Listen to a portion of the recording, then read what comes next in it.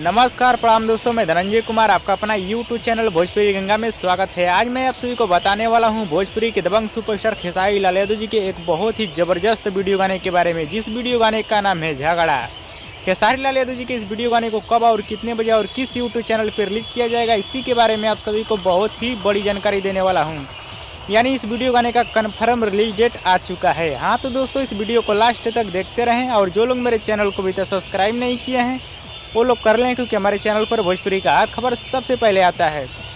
इससे पहले आप सभी को बता देना चाहता हूँ भोजपुरी के दबंग सुपरस्टार खेसारी लाल यादव जी का वीडियो गाना झगड़ा, इस वीडियो गाने के बारे में। झगड़ा इस वीडियो गाने को लिखे हैं अखिलेश कश्यप और संगीत से सजाए हैं आर शर्मा, और इस गाने को अपने दबंग आवाज में गाए हैं भोजपुरी के दबंग सुपरस्टार खेसारी लाल यादव।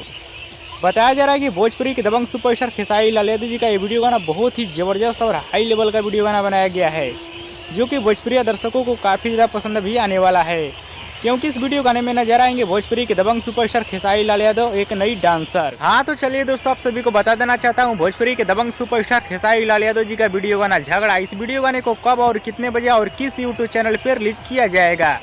खेसारी लाल यादव जी का वीडियो गाना झगड़ा, इस वीडियो गाने को रिलीज किया जाएगा अन्नपूर्णा फिल्म के यूट्यूब चैनल पे। कल सुबह 6 बजे या 7 बजे रिलीज किया जाएगा अन्नपूर्णा फिल्म के यूट्यूब चैनल पे। हाँ दोस्तों, कल इस वीडियो गाने को रिलीज किया जाएगा सुबह 6 बजे या 7 बजे अन्नपूर्णा फिल्म के यूट्यूब चैनल पे। और एक बार जरूर इस वीडियो गाने को देखिएगा, बहुत ही ज़बरदस्त और कमाल का वीडियो गाना होने वाला है। और दोस्तों, भोजपुरी के दबंग सुपरस्टार खेसारी लाल यादव जी का वीडियो पसंद है तो ज़्यादा से ज़्यादा लाइक करें, कमेंट करें, शेयर करें, सब्सक्राइब करें। धन्यवाद दोस्तों।